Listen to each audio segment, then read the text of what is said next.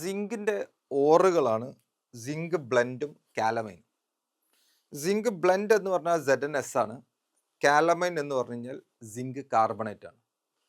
സാധാരണ zinc blend എന്നാണ് നമ്മൾ സിങ്ക് മെറ്റൽ എക്സ്ട്രാക്ട് ചെയ്യാറുള്ളത്. സിങ്ക് ബ്ലെൻഡിൽ നിന്ന് സിങ്ക് മെറ്റൽ എക്സ്ട്രാക്ട് ചെയ്യുമ്പോൾ നമ്മൾ ഫ്രോത്ത് ഫ്ലോട്ടേഷൻ വഴിയാണ് സാധാരണ സിങ്ക് ബ്ലെൻഡിനെ കോൺസെൻട്രേറ്റ് ചെയ്തെടുക്കാറുള്ളത്.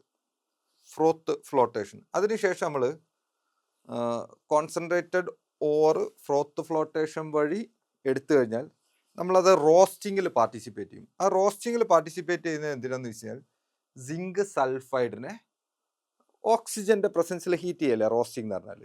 ഹീറ്റ് ചെയ്ത് ZnO ആക്കും. സിങ്ക് ഓക്സൈഡ് കറസ്പോണ്ടിങ് ഓക്സൈഡ് ആക്കി മാറ്റും.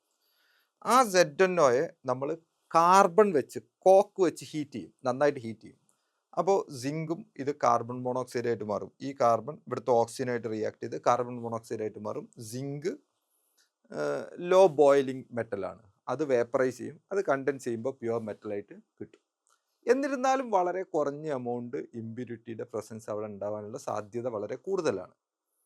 അത് ഒഴിവാക്കി pure metal 100% pure metal produce ചെയ്യാൻ നമ്മൾ റിഫൈനിങ് പ്രോസസ്സിലേക്കാണ് പോകാറുള്ളത്. അപ്പോൾ അവിടെ ഇലക്ട്രോളിറ്റിക് റിഫൈനിങ് ആണ് യൂസ് ചെയ്യാറുള്ളത് സിങ്ക് മെറ്റലിന്. സാധാരണ ഏതാ യൂസ് ചെയ്യാറുള്ളത്? Electrolytic refining. ഇപ്പോൾ നിങ്ങൾ നോക്കേണ്ട ഇത്രേനെ സിങ്ക് ബ്ലെൻഡാണ് ഇവിടുത്തെ ഓറ്. അതിനെ നമ്മൾ കാലമൈനും ഉണ്ട്, പക്ഷേ സിങ്ക് ബ്ലെൻഡാണ് യൂസ് ചെയ്യുക. അതിനെ കോൺസെൻട്രേറ്റഡ് ഓറാക്കി മാറ്റും. എങ്ങനെ?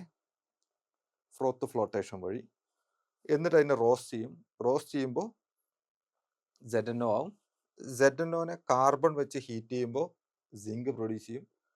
അതിൽ നോട്ട് ഫ്രീ ഫ്രം ഇമ്പ്യൂരിറ്റി. അതിനെ ഫുള്ളി ഫ്രീ ആക്കാൻ, ഇമ്പ്യൂരിറ്റി ഫ്രീ ആക്കാൻ നമ്മൾ ഇലക്ട്രോളിറ്റിക് റിഫൈനിങ്ങും നടത്തും.